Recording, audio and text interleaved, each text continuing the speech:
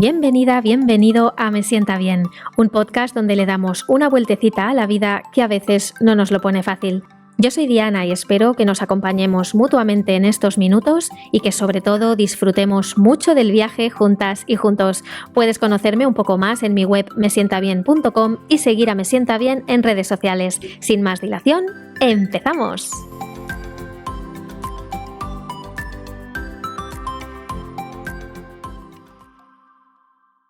Bienvenida, bienvenido a este primer episodio de Me Sienta Bien. Estoy emocionada, ilusionada por arrancar este podcast, pero también tengo que reconocer y confesar que me da un poco de miedo. No un miedo atroz, no un miedo paralizante de esos que parecen imposibles de superar, pero sí de esos que te provocan un pequeño nudo en el estómago ante el comienzo o la creación de algo nuevo, aunque sea algo que te apetece mucho hacer por temor a no hacerlo bien, a que no guste, a que no sea interesante, a que no aporte nada nuevo y también a exponerte a la crítica y cómo eso te puede afectar. Así que ese va a ser el tema con el que voy a estrenar el podcast, porque me sienta bien enfrentarme a mis miedos. Para ponerte en situación, llevaba con pensamientos de empezar este podcast desde hace unos cuantos meses, pero por diferentes motivos lo iba dejando para más adelante. Y hoy por fin he dado el paso y aquí está. Y para hablar de miedo voy a hablar de un libro que será una dinámica habitual en el podcast, porque leer es una de mis pasiones y me sienta bien.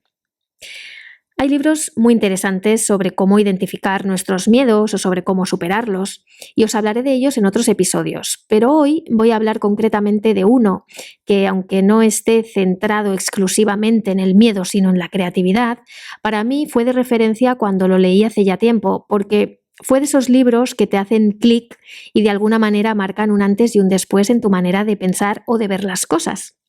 Es un libro que he recomendado muchas veces y que no dejaré de recomendar, y es El Elemento, del pedagogo británico Ken Robinson, que falleció en agosto del 2020.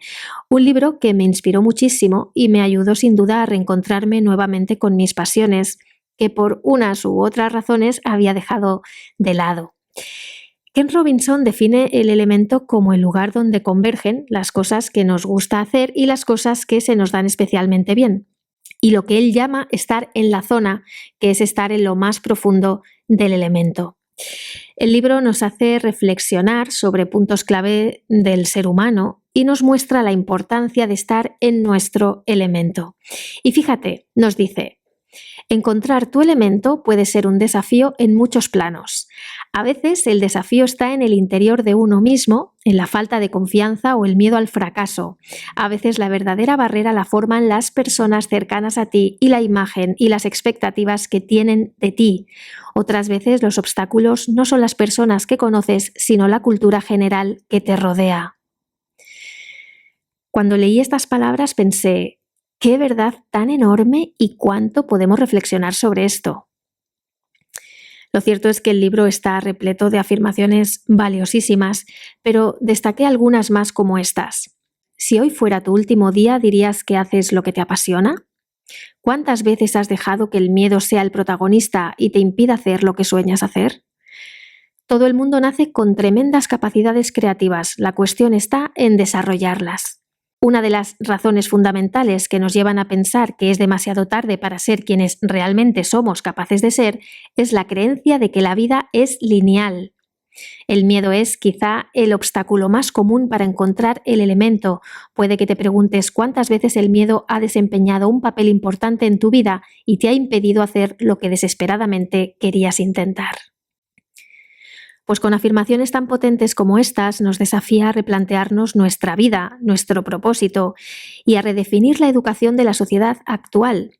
Por ejemplo, habla de la segregación por edades que se realiza en los colegios y concretamente del programa de lectura que ha sido aclamado internacionalmente, que se llama Compañeros de Libro, un programa que empareja a un anciano de la residencia de ancianos que participa en el programa con un niño de entre 3 y 5 años de la escuela Jenks en Oklahoma. Y consiste en que los adultos escuchan a los niños leer y les leen. Y como resultado, los niños del programa, además de superar a otros niños del distrito en los exámenes estándares de lectura, a través de conversaciones que les resultan muy enriquecedoras con los adultos sobre diferentes temas, aprenden mucho más que a leer. Y por otro lado, muchos de los residentes ancianos que participan en el programa consiguen dejar o reducir los fármacos al volver a conectar con su energía creativa porque sienten haber vuelto a la vida, a tener una razón para levantarse por la mañana. Ken Robinson aquí nos dice que es imprescindible que cada uno de nosotros encuentre su propio elemento, no solo porque nos sentiremos más realizados, sino porque a medida que el mundo evoluciona, el futuro de nuestras comunidades e instituciones dependerá de ello.